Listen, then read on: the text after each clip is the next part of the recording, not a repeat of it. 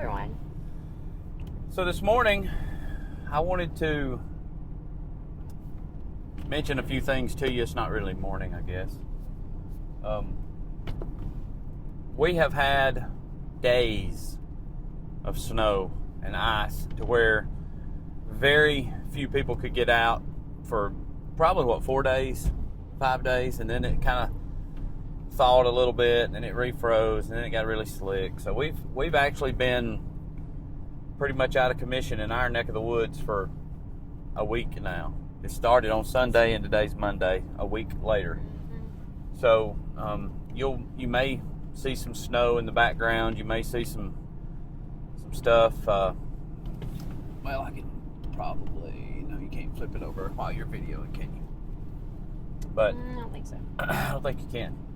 So one of the things that we have done is started a new book.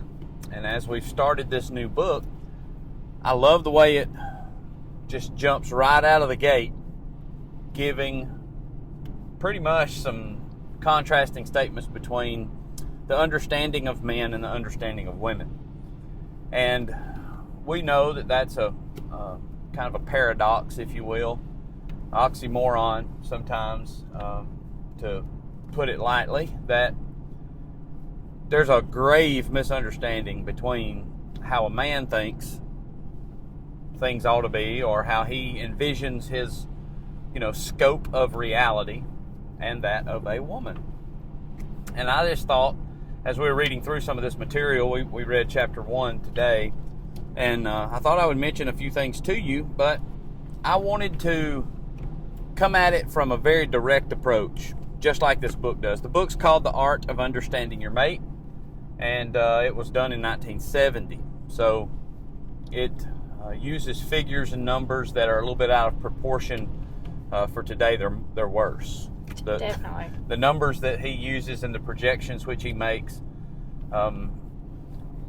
sometimes even saying it's going to go to this point, well, it's exceeded even the point that he was predicting. So What did he say? 1 in 4? 1 in 4 marriages would end in divorce in 1970. Yeah. And now it's more like 1 in 2. Yeah. And he did make a comment that second go around in 1970, people were doing better. Like, for an example, if people crashed and burned in their first marriage, they learned from that in relationship, I guess, to trying to make the second marriage work. And I think even those statistics are off today, because it's usually 3 and 4 marriages deep into the statistics, for modern society. So and the we odds know now of second marriages working are a lot and it's lower.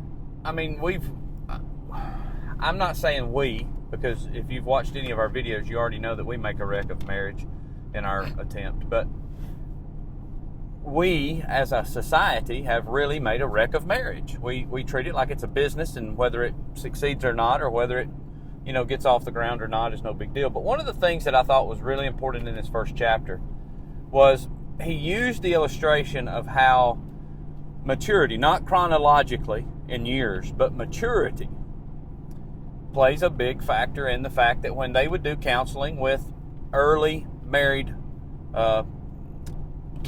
marriage candidates, they would pretty much brush him off when he would try to give them some, crucial advice of when to stick it out, when to make it, when to try harder, when to, see the writing on the walls and be able to address some of the problems that we will have in marriage.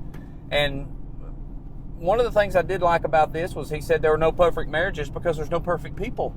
And I understand what he's saying in that, because even if, which we know is not possible, but even if your spouse were perfect, you're not. So we live in a very imperfect world, and we're very imperfect people, but we're striving for something to be perfect, when only in a movie is it like that, and 9 out of the 10 movies don't even portray it like that anymore, because there's so much predictive programming in the movies and in the foreshadowing of stories and in all these things. It's almost like they're, compelling us to fail, but encouraging us to fail. Yeah, one of the things he was saying, like about the young couples, trying to counsel them as to what problems would come, he said it's like they had dust in their eyes. They're still in love, and they're, well, they're never going to have any problems. The honeymoon time. And so he said, one thing that I really thought was good, he said, I just told them, I stopped trying to counsel at that point in time, and I told them just to promise me that when anything, went amiss with communication and anything, when it started going downhill, anything, as soon as you started seeing the downhill process, to come to him. Yeah, and I thought either that was him good or a because, minister or certified, qualified counselor. I thought that was good because they're not going to listen. You're not going to listen in the unless you're older, but you're not going to listen. Well, the imagery that I have in my mind is when you drive down the road and you see a group of motorcycles going down. Usually, they've got leathers on.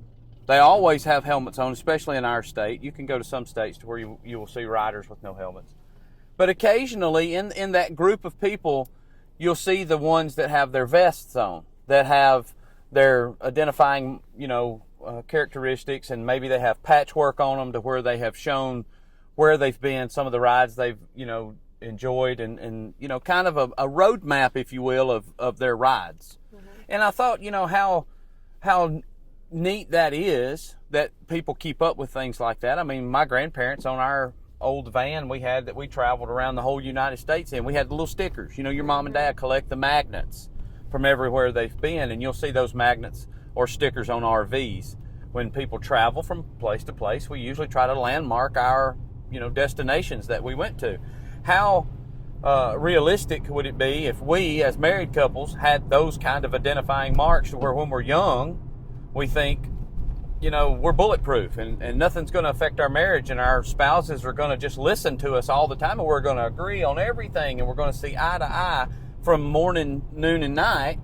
And then one day we wake up and we're like, hey, this ain't exactly how I wanted it to be. And most of the time, that's when we start identifying the problems, is when I see that it's not my way. And so sometimes you run into that kind of thought. But what I thought was really neat in the first chapter is he jumps right out of the gate. And when he says this, there are no perfect marriages for the simple reason that there are no perfect people. And no one person can satisfy all of one's needs. And I looked at Kelly when we read through that, and I thought, he has to clarify that statement somewhere. That we have needs that we bring into these relationships, and these needs that we bring into these relationships are usually, sometimes, I guess, based upon what we think from our childhood, maybe what we think from whatever exposure we've had to what we want marriage to be, or what we think our marriage should be. But we bring these needs into marriages. And so the clarification was that a young woman may know intellectually that it is impossible for two imperfect people to achieve a perfect marriage, yet at a deep feeling level, she entertains a romantic dream of perfect fulfillment with a husband who is gentle and considerate, yet strong and wise. A man who will meet all her needs. At this point, no man can fulfill all of her varying, limitless needs. She wants to be protected, cherished, loved, yet she desires complete freedom and autonomy. She will often push and test the limits just to make sure they are there, and to test her husband's strength.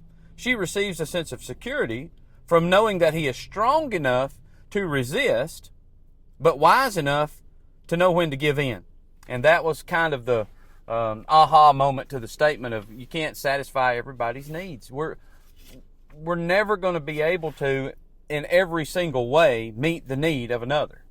I mean, we're just not. And even if we could, those needs continue to evolve through the marriage, and maybe at a young age, you have one need at a little later age, you don't have that need as much anymore, and that's part of the maturing process of the individual. But in the process of maturing individually, your marriage will benefit in maturity as well. So I just, as that was, we were reading about the woman, I was like, man, we make it difficult for men. But then the next little section was talking about all the things like the man expects out of the woman. Yeah. And I think we have it pretty even. to where we expect, we expect a man to be a mind reader. We expect all these things, and then we expect him to know when we want the soft, sensitive side and when we want the strong, masculine, protective side. We expect. What was that part that you underlined that he described that being a mind reader? Do you remember in there the part? I'm not sure, but if you'll give me just a second, I'll read it. Are you reading it? Oh, there it is. Oh. There it is. Oh. It's that one little... Oh, that's what that means, mind reader? What does it say? Extrasensory perception? you took that as a mind reader? I took that totally as a mind reader. Okay. Well, we'll come back to that. Mind reader, huh? Yeah. Yes. Women want a mind reader for a husband. Women want a mind reader. That is true. But, like I said, I thought. But if we knew everything you were thinking... Yeah. We would be very different husbands. Yeah. But I thought all those things were so, we made it so hard on our men, but then men make it pretty hard on women too. If it's a competition back and forth. I think we're pretty even, and I think like you were saying, it's not hard. It's not really that hard. If men were able to communicate effectively, like we do with other men, to women, which, I mean, almost seems impossible in the very statement of it, right? But when we communicate, if we understood what she was trying to communicate to us, or the need behind the message, whatever the message is, it may be something very, very, very complicated, but it really isn't very complicated behind it. I'll read a few things out of here to explain what I'm saying. But I think there's no... But I gotta stop you a minute, though. Okay. There's no way that's going to work if men just communicate to women the way they communicate with men. No. There's no way. Okay. I hope that lady don't fall. She's out there walking on that ice. Uh-oh. Oh, me. Let's see if we can make it another block before she falls. What I'm saying is, when men communicate with men, we don't stop or get frustrated, or we may scratch our head or scratch our butt in between communication, but we don't look at the other person and go, this is useless, unless you're talking to your kid or something, Yeah. But we figure out a way to make an analogy, an illustration, an allegory. We figure out some kind of way to communicate it. Yeah. But when it comes to men and women, men give up because they can't get the thought expressed. Sometimes it's the woman's fault. Sometimes it's the man's fault. I mean, let's be real about the whole scenario here, that most of the time men won't talk to women because it's a booby trap. We've said this in another video. Well, they think it's a booby trap. Oh, it's a booby trap. It is a booby trap. It is a booby trap. Men, not yes. Oh, no, I didn't say always. I said sometimes. Always. Men will...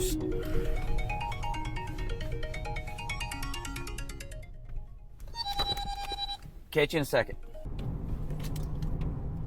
All right, so we spliced this video together. We normally don't do this, but we're trying to run errands and we are talking and then having to stop. So we're splicing a little. So,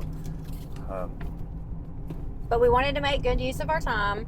We wanted to make more videos. Yeah, we've got to make more videos because. So to do that, sometimes we may have to do that. But it's not because of cutting anything out. It's just it's real. It's raw. It's just because he got a phone call and we ran an errand first, and then he got a phone call. So it's just anyway. Go ahead. So you were saying, I was actually saying, pick us up. Yeah, I know this because we were actually kind of disagreeing on this. Oh.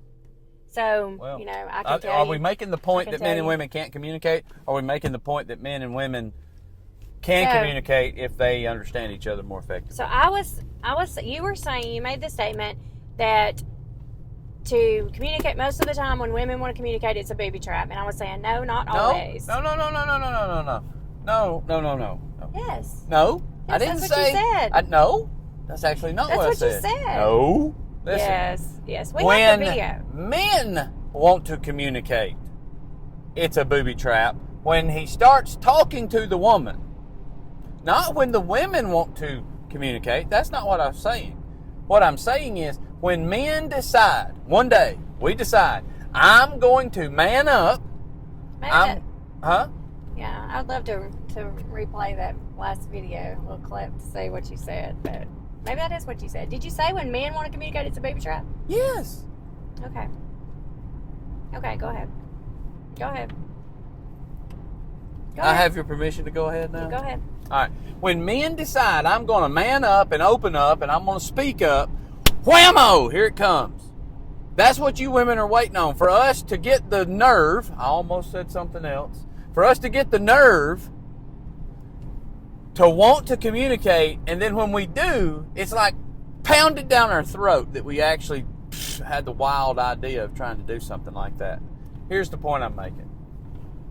Men are hesitant to open this box of dialogue up because most of the time it does not end well. That's all I'm saying. It's booby trap. It's like Indiana Jones. You know, all he had to do was steal the one little thingy widget, whatchamacallit thing. That's all he had to do was steal that one thing. But in the process, there were 1,000 obstacles, and you know the gamut. He had to go through the gamut, and then he had to go through all the booby traps. So what I'm saying is, sometimes communication with your woman may seem like a booby trap, but if you want to get the thingy, you got to go through the booby trap and the gamut anyway, right? I mean, you do, or you're just going to be sitting at the house, not doing anything, not living, not communicating, not cohabitating, not partnering, fellowshipping, you know. Yeah. None of that stuff, right? Yeah, I mean, women need to do a better job, and that was kind of in the last book. I think that they it was that we were reading about, that women need to do a better job letting their man talk when he does get the nerve to talk, but because it does seem like that men hesitate. Well, we do. Talk. No, it doesn't seem like we do. We hesitate. Yeah, so women shouldn't automatically shut them down or jump on something, you know, that they say, or, you know. And if a man says he's wrong, if he comes to you and says, "Hey, honey, I've been thinking about this and I'm wrong," even though you want to explode inside and say, "You're mighty right, you're wrong," blah blah blah blah blah. If you would say, "You know what, I appreciate you saying that," and walk over there and give him a kiss, pat him on the tush or something, he would be completely more willing to do it next time than for you to jump on him's head. That is not how you do it. But I'm not talking about us. We may have to cut that part out too. What, the pat on the tush? This is real life. You said it was raw. Why can't that be in there? Women need to pat their husbands on the behind more. But yes, if they men need to pat their women on the behind less. I do agree if they gave them positive reinforcement, that's that what men saying. Would, yeah. Positive reinforcement. Should I have just said positive reinforcement? Yes, that men would respond better. Right. So let me get back to where I was before we got so tragically off subject. All right. So here's the part I'm trying to say. This book starts out by saying women have all these things that they are wanting to invest in their marriage. And I really do think it's worthwhile for men to try to understand what it is that women desire from their marriage. They desire the Cinderella story. They desire the happy ever after and the Prince Charming and all the little things that they were taught as little girls. I mean, they do. It's worthwhile for a man to understand how his woman thinks. It's worthwhile. Because when he understands that there's been a lot of stage setting that he has no clue that is there. There's been a lot of, things that the woman has seen her mother go through that she does not herself want to go through. There are some things that maybe her dad did that she wants emulated in her husband, but she does not want repeated in her husband. There are a number of things that go into the backdrop of a woman's mind when it comes to her stage of marriage. What she envisions playing out in front of her on the stage of life in marriage. She has these things, that she really wants. And men don't understand all that. Men have their own concept of marriage. They think that their woman is going to be this certain way all the time, like it was at the honeymoon. Well, how long you got to be married to realize that ain't going to come true? It's just part of these conceptual ideas that we bring into our relational bonds that are just full of crap. I mean, they really are. They're make-believe. They're fairy tales. They're not real life. They're stories that you read about or that you imagine or you daydream up. It's not real. You can't live that fairy tale honeymoon life for 75 years. I mean, you can attempt it. I'm not saying that you shouldn't try to do the very best you can live a fairy tale life, but it's not the one you were taught growing up. It's totally different. It's a lot more That's real. my point. But you can live, yeah. You are the knight in shining armor, riding off, on the white horse, and everything is rosy when you get married. And then you've got to go to work, you have a baby, you have to stay up all night, you have all these bills and all these responsibilities and all these hurdles that are going to come up in life, and it's going to kind of plague you a little bit, if you will. Life is not perfect. And that's what he says in this book. I like some of that being pointed out. But going back to the quote I read just a minute ago, he says she will often push and test the limits just to make sure they're there. She wants to know there are limits. She wants for a wife to know her husband. She needs to know where he cracks. And without even knowing this, I talked to a guy one time before he got married, and I said, "Hey, have you seen your prospective wife mad?" And he said, "Well, sure I have." I said, "No, I'm talking about where she's beside herself, slobbering, screaming, profusely just coming unglued mad." Well, most of the time we don't see that until we're married. So the point I'm saying is this: she needs to know how to test her husband's strength. And she's only going to really do that in marriage. She's not going to do that before marriage, because if he cracks, then her fairy tale's over with already before it starts, right? So she'll marry him, and then she'll start to find out what kind of character he is, what kind of man he is, what he is under pressure. Can he withstand the non-destructive testing, to use a manly term? We know what that is. You non-destructive test welds. You don't want to go in there with a sledgehammer and beat a weld apart sometimes, even though you can test it that way. But sometimes you can test it without destroying it. Well, that's what she's trying to do. She's trying to test her man without destroying her marriage. And that's pointed out in the book. She needs to know what is expected of her, but without limiting her freedom of choice. She wants to be appreciated and how to have her self-identity reinforced by oft-repeated signs of recognition, approval, and affection. And so in this little statement here, where this little nest egg of information is, I wrote the term "not dominated." Women do not want to be dominated, nor do men want to be ridiculed or provoked. That's just not part. But in the process of men being tested, we may be provoked. We may be, ridiculed. We may be all these things that we don't like to be. But in the proving ground of marriage, these things are going to come up. They're going to happen. So she wants basically to be a helper, not the boss, but she will seem to seek dominance as she pushes and tests. We're getting to this mind reader part that Kelly remembers so well. She desires to control within her own sphere, which involves the home and children, yet she needs a husband's concern and strength. She wants her sphere of influence to be reasonably flexible, depending upon her fluctuating emotional needs. She wants to have affection expressed in many ways, both great and small. These needs may vary enormously in degree from day to day, and she expects her husband to come, here it is, folks, to come equipped with a degree of extrasensory perception, aka mind reading, so that he can be aware of her variable emotional states. And as I read through that, I'm thinking, that's exactly right. She has needs that only marriage can provide. She has needs that only in the bonds of marriage can she test a man to the breaking point, but not break him, but not break her marriage. She needs to know who she's married to. And sometimes we men, we don't even see that psychological aspect of a woman.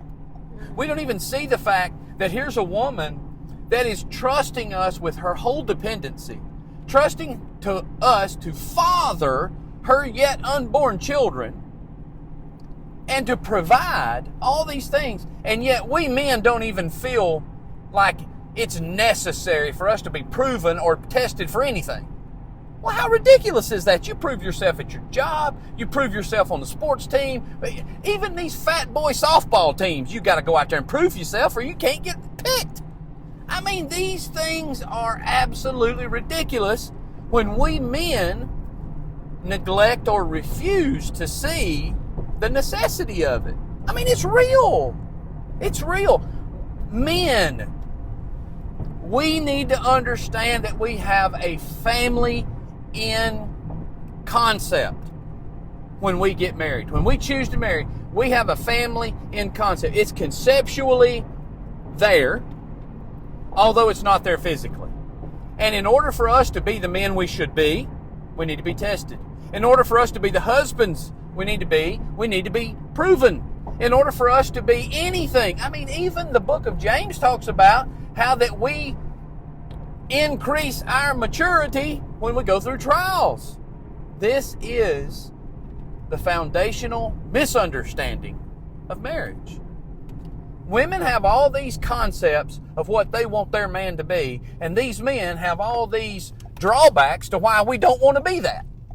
But in reality, sometimes it's because of maybe we lack the confidence in ourselves. We have this pseudo-confidence. We have all this fake confidence that we have built up around ourselves, this aura of ego, and we really don't, we're scared to be tested. I mean, we're scared to be put to the test to know whether or not we're going to be the husband that woman desires for us to be, or the father that those children desperately need us to be even before they're born. Men need to be men, and so oftentimes we just don't know how. We don't know how to be tested and succeed. Most, if not all, of the lessons we learn in our early childhood and in our adolescence period is failure lessons. Would you agree with that? Yes, absolutely. Failure lessons. Well, I didn't make the cut on the basketball team, so therefore next year I'm going to have to work twice as hard to make the cut. I didn't make the jump on my bicycle, BMX bicycle, when I was trying to jump over the 3 milk crates, and I crashed and broke my arm. Failure lesson. Failure lesson. Failure lesson. Well, guess what? When we enter into marriage, what happens when we start failing these tests? Well, animosity, resentment, distrust or mistrust, all these things start entering our marriage that we didn't intend to happen. But we're failure lesson learning prone. But I think sometimes we set ourselves up to fail. Well, most definitely we do. Because of our, already preconceived, like you say, you're going to fail anyway. These fairy tale things. Well, I can't be, Heath Ledger. I can't be of all people Channing Tatum. I can't be. And I mean, I could go on Tom Selleck for the mother-in-laws out there. I can't be these people, Yeah. I can't be these people. And men think that that's what their women are expecting them to be. No. The women don't expect you to be some heartthrob, whatever. They expect you to be real, tested, proven, but real. I think there's more in what we have recovered being real and honest and allowing integrity to build our maturity than we ever were in all of our imagination of what we thought marriage should have been the first go around. I mean, it's just, sometimes we men, we avoid failing so much that we'll not even try.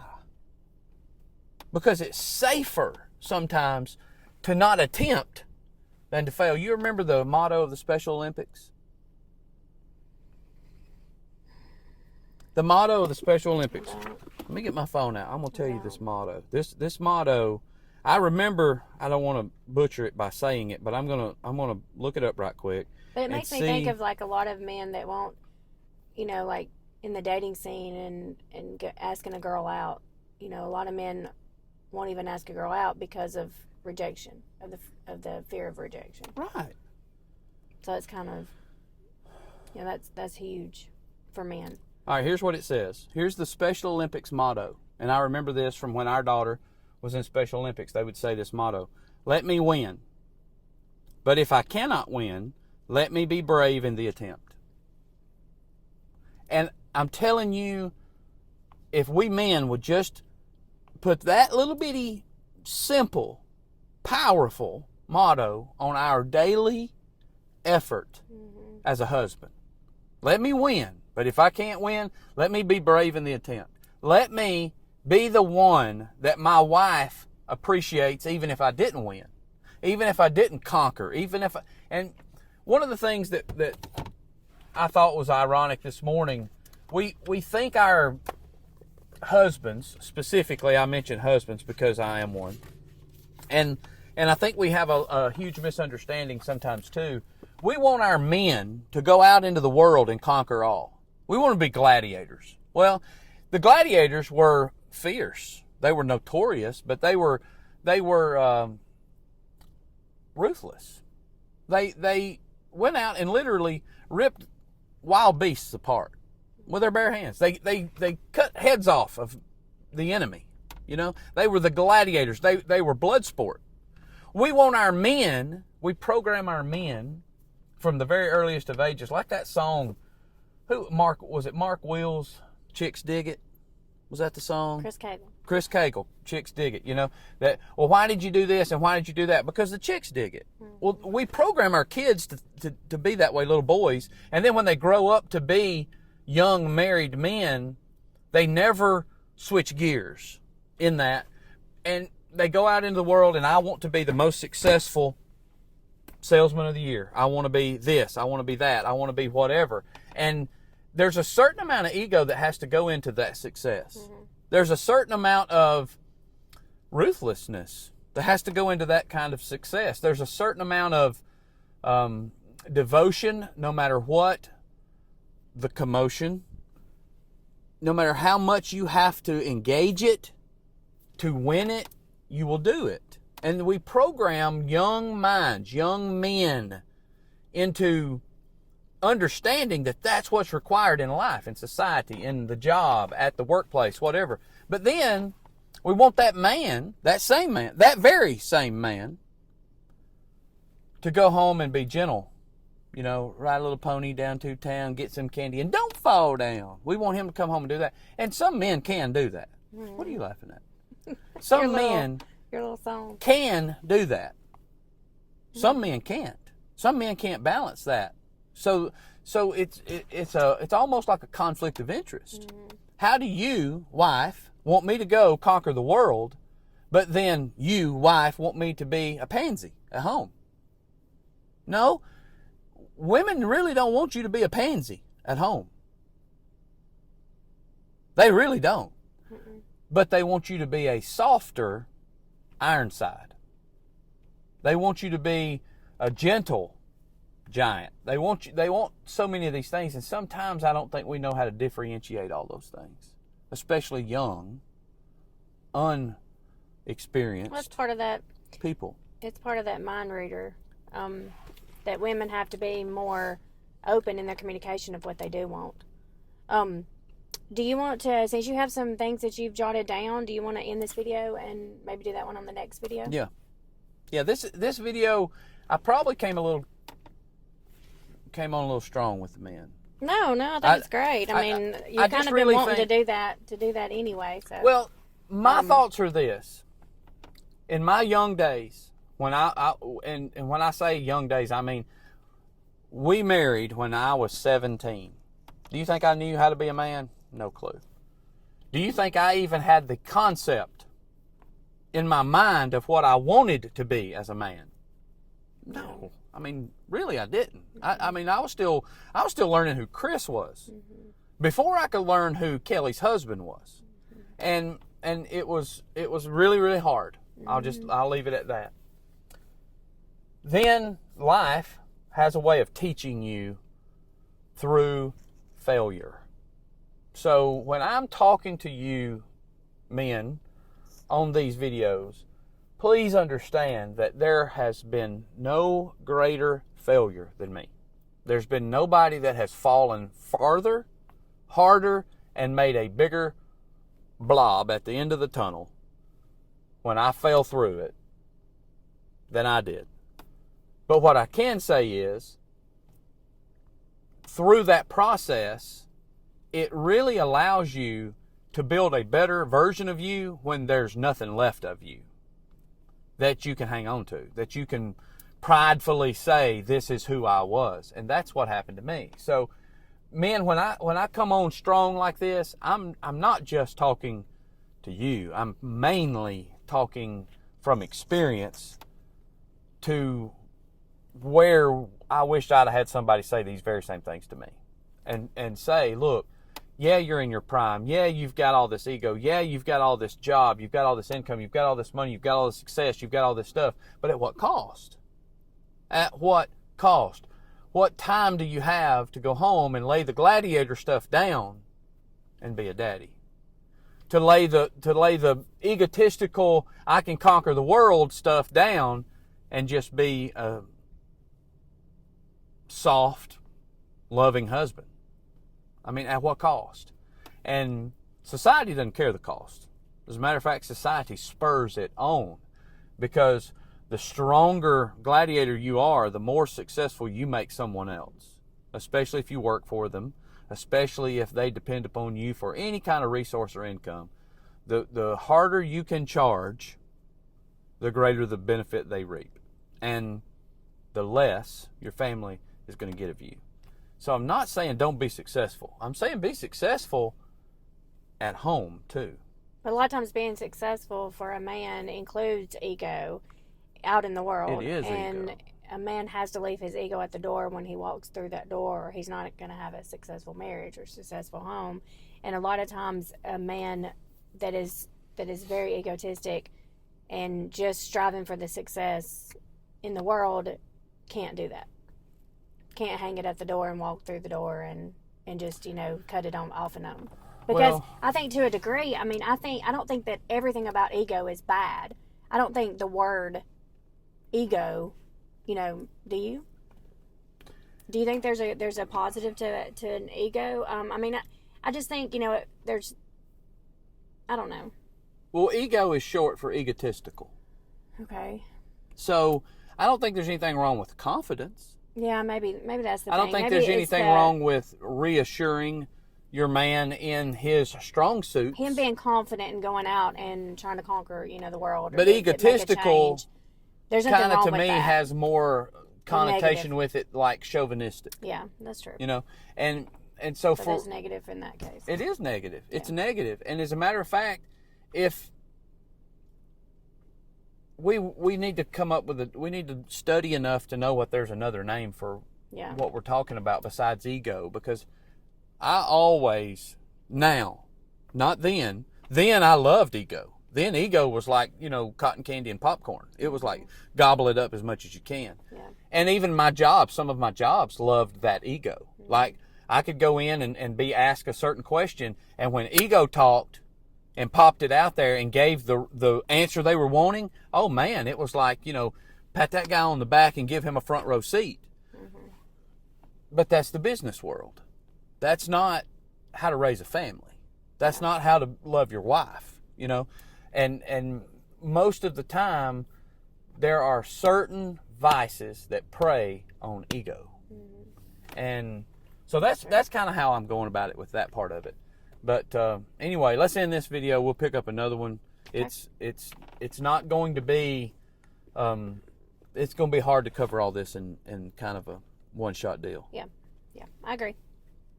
So don't give up on me. If I've come across too hard on you, men, and I've hurt your feelings, that's good.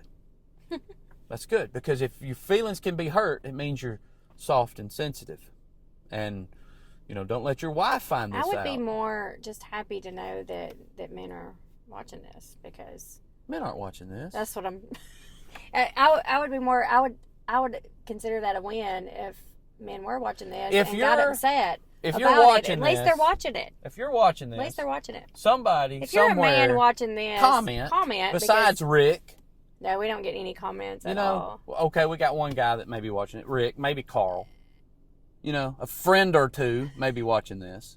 But otherwise, and they're only watching it for support of me, you know, like, let's see what Chris is going to, how I wear a size 13, and these guys get to see me stick my foot in my mouth every day, you know, every time. So. Yeah, it'd be interesting to know.